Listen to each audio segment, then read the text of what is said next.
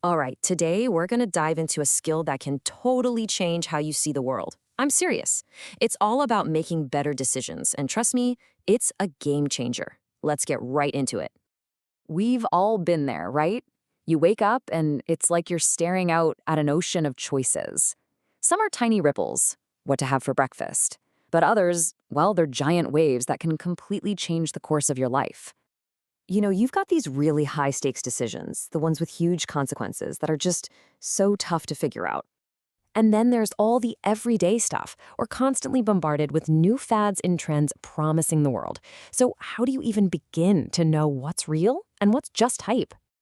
And of course, you've got the stuff that's just pure noise. Emails, ads, posts, so much of it is designed to mislead us.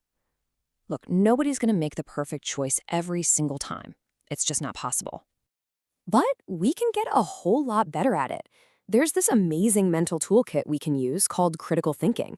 Think of it as the compass you need to find your way through that sea of information. So, what is it exactly?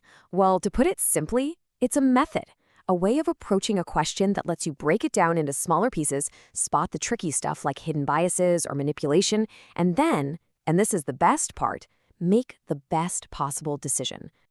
And here's a really important difference. You know that gut feeling? That's when you choose something just because it feels right.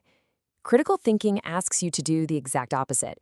It's about taking every single option and putting it under a microscope with a healthy dose of skepticism. Now, I know what you're thinking. This sounds kind of complicated, but it's really not. We can break the whole thing down into a super simple 5-step framework. It's a practical toolkit you can use for pretty much any problem life throws at you. So here's our roadmap. First, you formulate, then you gather, apply, consider, and finally, explore. Let's dig into what each of these really means. Okay, let's kick things off with step 1. This is all about knowing precisely what you're trying to figure out. It sounds so simple, right? But honestly, it might be the most important step of all. If you don't know what you're looking for, how are you ever going to find it? Let's circle back to that diet craze. Your goal seems obvious: lose weight. But is it? Is your real goal maybe better nutrition or just having more energy to get through the day? When you define your true goal, you can suddenly cut through all the noise and find what actually works for you. On to the next one, step 2. So, once you know your question, you can start hunting for answers.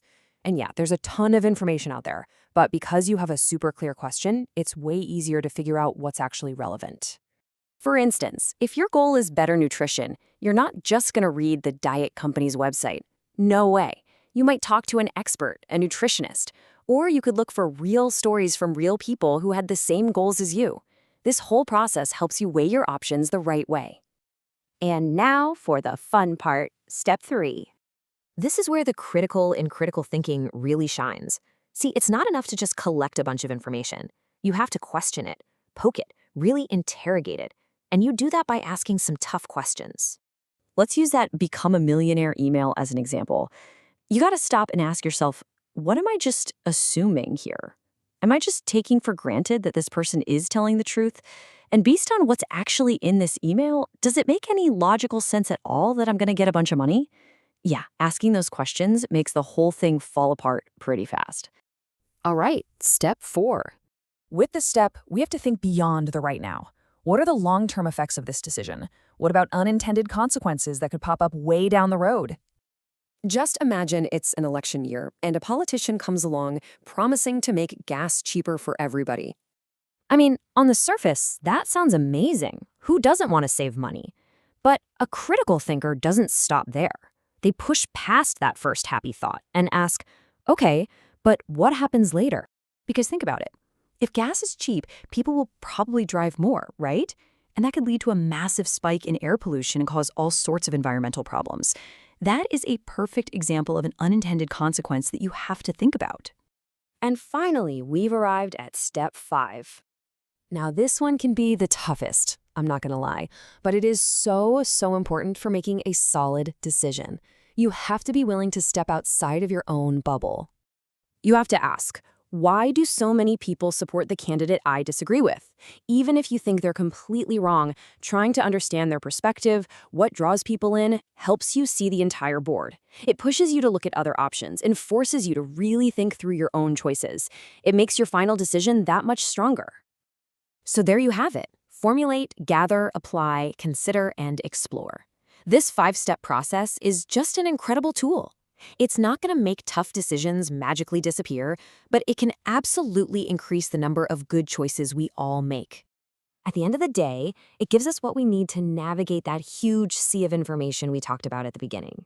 It helps us filter out all the junk and actually find what we're looking for. And here's the most powerful part of this whole idea. It's not just about you or me making better choices for ourselves. If enough of us start thinking this way, it literally has the power to make the entire world a more reasonable and thoughtful place.